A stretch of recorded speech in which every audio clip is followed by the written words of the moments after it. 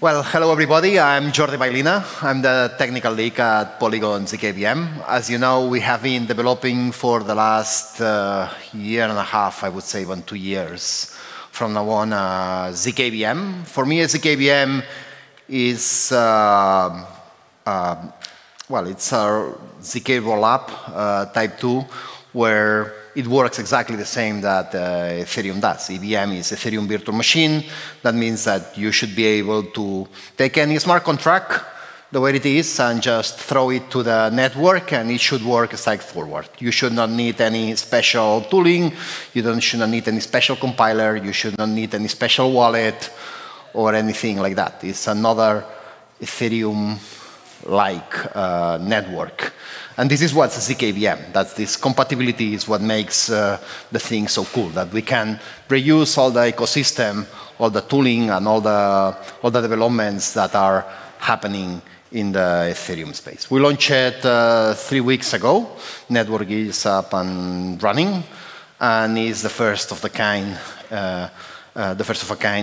in the space. So what I'm going to explain in this presentation is mainly what are the next steps. So what is going to be doing the zkEVM team inside Polygon for improving and doing the zkEVM actually to scale and to make it better. Okay? So let's start for some of the things. The first thing is that we want to be a type 2 rollup. Right now we are a type 3 rollup. That means that we are Ethereum equivalent on anything except that right now we need to implement some precompiled smart contracts that are not available right now. These are the SHA-256. This is probably the most urgent. Then it's Blake and Pairings. We are already working on that, but that's the thing that we want to, the main differences between Ethereum and zkEVM. Okay? Then we want to remove that zk counters, more on that a little bit later. Okay? Second thing is we want to improve the prover. Okay? So right now, if we see the structure of the prover that we have right now, is a big proof where it has different state machines. We have the main processor. Here it's just, well, no, that's not probable. Not pointer. Well, anyway, so we have a processor. We have and some binary arithmetic, some Keccak, some auxiliary state machines, where you do most of the heavy operations. Okay. The problem that has while this is working well, you know, the proof right now takes about 2 minutes in a big CPU machine to compute about 10 million gas. Okay, but the problem, so if you want to improve that, the big problem is that depending on the quantity of Keccaks that, for example, we can do in a proof is a fixed number, okay, or the number of arithmetic operations is a fixed number. So the idea is that we need, when we are processing some transactions, we need to count how many of these resources, we call these zk counters, we are using, so that if we are getting out of the limits, we can stop the prover, say, okay, there is no space for the provers, and then we just do a no operation state transition. So we can prove that, in our system, we can prove that a transaction cannot be proven, so that this allows us, for example, to have forced transactions in the system. Okay, but this having this limitation, what happens is that you are not using, a lot of the times you are not using all the resources. So there is a lot of, so maybe in a batch, if you have 2,000 Keccaks, and maybe you just use 1,000, but you still have polynomials for 2,000. So here there is a lot of waste in resources. So the idea is, instead of having a big monolithic proof, the idea is to create, using recursion, the idea is to have a proof with many sub-proofs. So the idea is to create a proof for the main processor, maybe a proof for the binary, and a proof for arithmetic. And this proof of the binary, the idea is that you can choose. So you have like 3 different circuits, one binary that's small, another it's a little bit bigger, and another is a little bit bigger. And then the prover, the recursion proof, the one that packs them all together, can decide which circuits you want to use. So with this, we can fine-tune very much fine-tune very much. So depending on the transactions that you are processing, you will use one circuit or the other. So we will waste less resources. According to that, the other thing, so this is good for when you have less resources, but the other thing that's interesting is that if there are some transactions that requires, for example, a lot of binary operations, the idea is that we can aggregate. So we can, instead of creating one single proof for binary operations, we can have like many proofs of binary aggregations, and we can aggregate all them together. Okay, so this allows us to have an infinite number of resources inside the proof. Okay, so the advantages of this is there are many. The first is that this will allow us to remove, if not all, most of these zk counters. So if you want, this is the equivalent of the gas somehow. It's the limit, the resources that you are consuming. So we don't have to do this accountability of these zk resources, and then the system is going to be much easier at the ROM level. And the other advantages, there is other advantages, is that right now one of the big limitations in the system is that the prover requires a lot of memory. Right now we are using 5 terabyte of memory, a server with 5 terabyte, which is a big server on there, because the proof is too big. Because if we are splitting the proof in a smaller proof, the memory requirements are going to be much smaller, and this will reduce also the cost of generating the proof. The other thing is that because the proofs are going to be smaller, then it would make sense to compute the full proof inside the GPU. Okay, and this will also accelerate a lot the generation of the proof. So this model of variable degree composite proofs allows us to be more flexible and to improve the timings and the latency, so how much long it takes to generate a proof, especially when we go to the GPU. Okay, next thing is, in order to support these things, we need to expand the PIL language. The PIL is the language that we use to build all the arithmetization of the zkEVM. So here we have some plans to extend the PIL language. I'm going to give you some highlights of the things.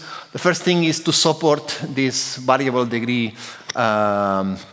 composite proofs.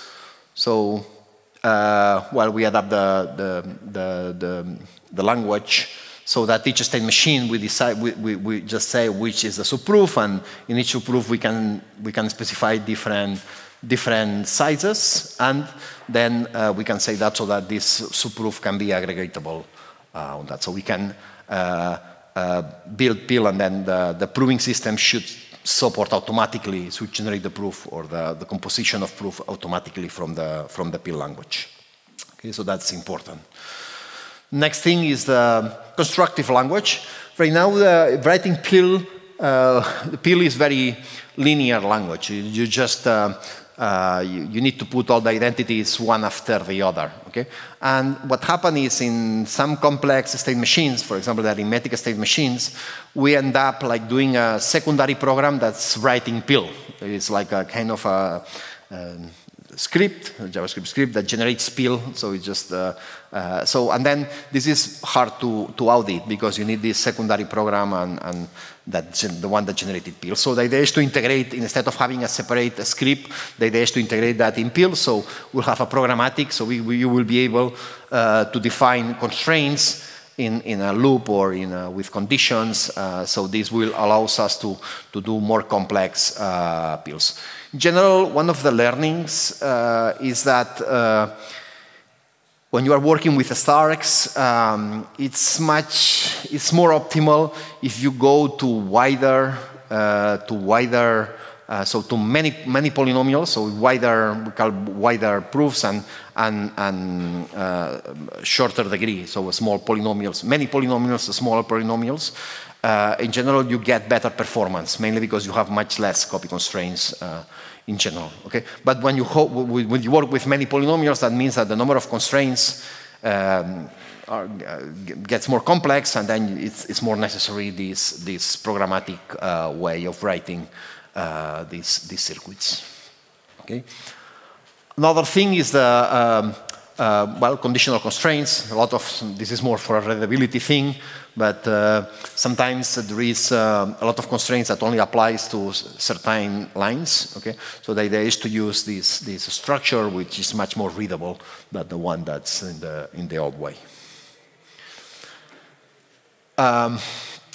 We also allow to define challenges. So if you check how the proof is done, mainly it's many steps. So you commit to some polynomials, you send a challenge, then you commit to other polynomials, you send a challenge back, and there are different stages. Okay.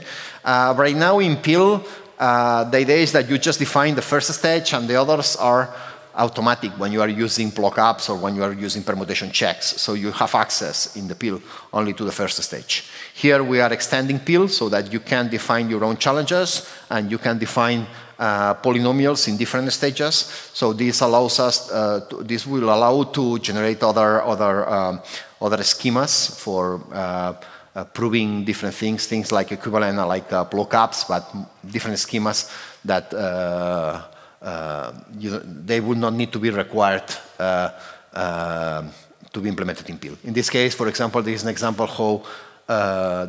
how a lookup will be implemented using this. Actually, in current PIL, you don't need that because you just use the in directive, and it's much shorter. But if you want to implement a different schema, then this should be possible. Okay. This is not. Here is the constant generations. Right now, when you are writing a polynomial language, a polynomial schema, actually you need to do like three things. One is generating the constants, the pre-computed polynomials, generating the PIL, which is the constraints, and then it's generating the witness, or computing the trace when you are computing the proof. So you need a program to compute the trace. The idea is to put this step of generating constants inside PIL. So instead of having a separate program, you can put it inside PIL. This has a couple of advantages. The first is it's much more readable, and when you want to audit some of the circuits, you just need to go to PIL, and that's it. But the second thing is that a lot of the constraints are cyclic, and when you have cyclics, when you detect cyclics, then you can do some tricks to improve the performance of the prover. So having in the definition language makes a lot of sense. Okay. Also, in PIL right now, you can access only to the current row and to the next row to do the references, because mainly what you're doing is just state machine. But here we will allow to access to maybe many rows in front and many rows before. Okay, so you will have access, and this is much more flexible and much more readable. And that, of course, if you are accessing to many values, you will need to do more openings for each polynomial. But this is very convenient in some cases. Okay, and finally, we also have a special notation for range checks. Actually, we are doing range checks with a normal lookup. But if you can define that in the circuit and you know that's a range check, there are other constructions. You can use other constructions that are more efficient. And a lot of the lookups that we're using are for just range checks. So we can optimize also a lot here in the range checks. Okay, so this is very much one of the line of works, is this PIL. The other important work in the zkEVM context is about compression. Okay, so right now the rollup is just sending the transactions in raw in the blockchain, but the idea is to compress this data. Data availability is going to be one of the bottlenecks, at least in the short run. So the idea is to, instead of putting the transaction, is pushing a compressed version of the transaction. Okay, this is perfectly possible. The thing is defining what's the best compression. Okay. For compression, well, in general, if you see how compression works, in general, a compressed file is just a set of commands and parameters, and each command is just writing part of the file. Good example, for example, of these commands is, for example, write. If you want to write just some uncompressed data, you just print this or just output this and put this in the file. You can, for example, do a rewrite, just reuse part that just go back in something that you write before and just write this again many times. Okay? But you can, when you want to compress transactions, you can do some special compression. For example, give you an example, is for example for the values. The values, in general, values are typed by humans, and humans, the significant digits used to be quite small in general. So you are sending 1 ether or 3 ethers. You are not sending 1.5456738 ethers. Okay? So you can compress, you can use techniques to compress decimal values very well, and this will allow us to reduce a lot. Okay? But what else can you compress? The big important part is that in a rollup you can remove the signatures of the data compression. The idea is to substitute the signatures by a proof. So you are proving that you have, or the person that generates the proof have the signatures that thinks that. So you can replace all the signatures with a single proof that aggregates all the signatures that you are validating. This proof can be, if it's a plonk, it's less than 1 kilobyte. Okay? And a signature is 64 bytes, so if you have like 16 signatures, it's more worthy to, more than 16 signatures is more worthy to just put this proof instead of a single signature. Okay, but if you see how a transaction is done, but there is one thing that's more interesting, and the idea is that for compression, if you want to compress the information, one thing that you can do is use, and here you can use the state, so you can use the current state to access the state to do some compression, but you can also have a system to access all transactions. For example, if you are sending an address, an Ethereum address is very difficult to compress by itself because it's just some 20 bytes and they are quite random. Okay?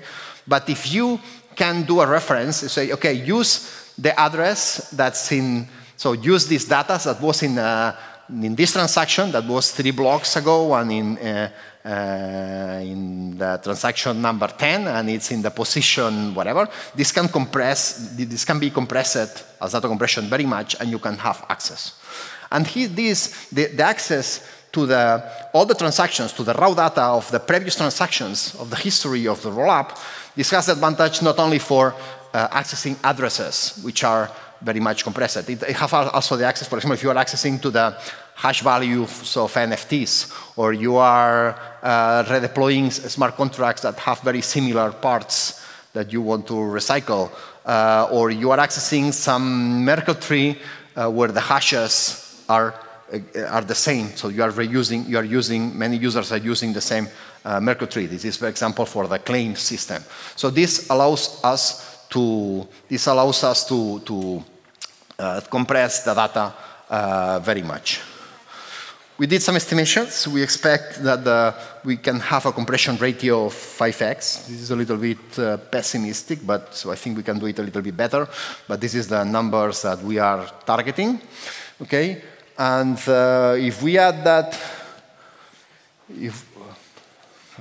if we add that to the EIP 4844, that will give us 10x in the cost. That means that we expect that by the end of the year we can be a 50x scalability factor by the end of the year when you compose both things. Of course, working in this EIP 4844 is a priority. We have a special people that's dedicated to that from now on, and this is very important for scaling. For your information, this is the proto-dunk sharding, but dunk sharding, so when sharding happens, we expect that at least it's going to be an extra 0 here in the data availability. Okay, so this is a little bit the roadmap for this. Okay. Of course, having this, when you are scaling, is not only about generating the proof, it's also, you need to process these transactions, and you need to have all the tooling around, so the sequencer, the synchronizer, the database, so all the system itself needs to scale. So here is a lot of work also in improving the pieces to process that. I expect that the biggest bottleneck after data availability is more or less solved with danksharding. Is going to be the transactions in Ethereum are quite sequential. That depends one on the other. Okay, so having a way to parallelize these transactions, there are some ideas, and there is some people that's working in that direction, but this is probably going to be the next bottleneck after that availability happen. Okay. One thing that actually we are working, but we are not working, and one of the cool things of zkEVM, something that's opcode compatible and things, is that you have things for free. I mean, we have the EIP, so we have we have account abstraction for free. You know, account abstraction does not require anything in L2, so you can take all the account abstraction smart contracts, deploy it in the zkEVM, the same. You don't even need to recompile them. You just throw them, and you have these account abstractions for free. Okay? This is a zkEVM. It's Ethereum. Okay, so if Ethereum is improving, the zkEVM is going to be improving. If the Ethereum ecosystem works well, we are just going to get the benefits. We will have the benefits of the Ethereum itself, and we will keep the full compatibility.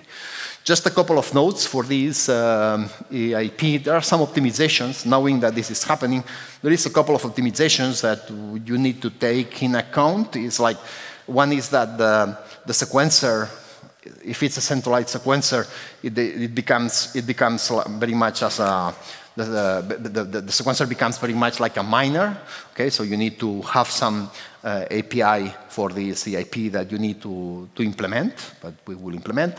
And the other thing is also it comes for the compression. Okay, if you want to remove the signatures of an account abstraction, you need to take in account that in the design protocol. So we are taking account that we can also remove the signatures from the account abstraction user operations or transactions that are happening here.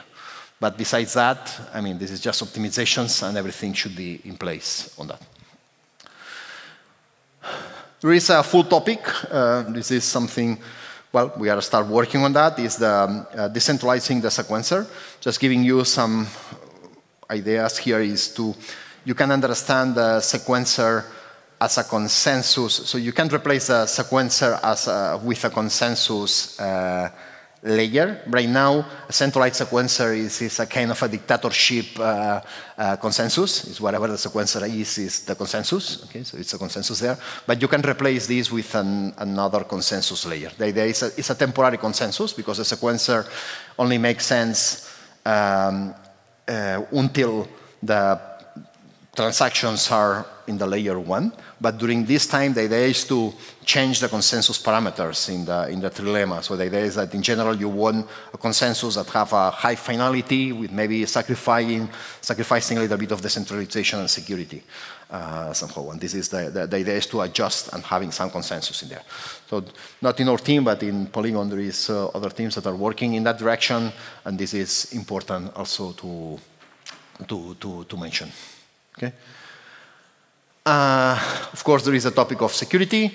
Security is it's the main topic. It's a priority in Polygon, so we are still doing audits, bug bounties, re-auditings, auditing the new code, and this is something important that we are strongly committed to this. So it's a non-stop work. Okay, and last thing that I want to mention is that we are thinking also in start increasing the trailing wheels. The idea is going to trailing wheels very soon.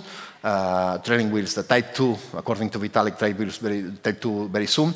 That means in this stage, what it will mean is that if the system works okay, so decentralized, so nobody will be able to lock or, of course, steal the funds. Okay, so the system is going to be decentralized if everything works well. If invalid proof is detected, or in some situations, but needs to be proved in the smart contract, then the system may become may halt, and then that can be upgradable. Okay.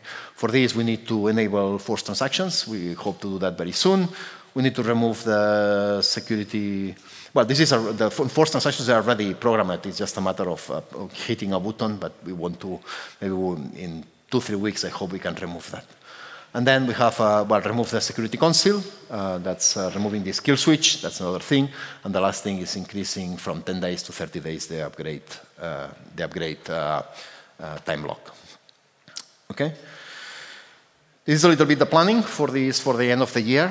We are very optimistic. As always, this is not a commitment. When you are doing these deployments, you can find things, but more or less, I think that this is where the timing is good. I think it's good to give times and for the people to know what's the internal timings that we are working on. So that's very much. Thank you very much for listening.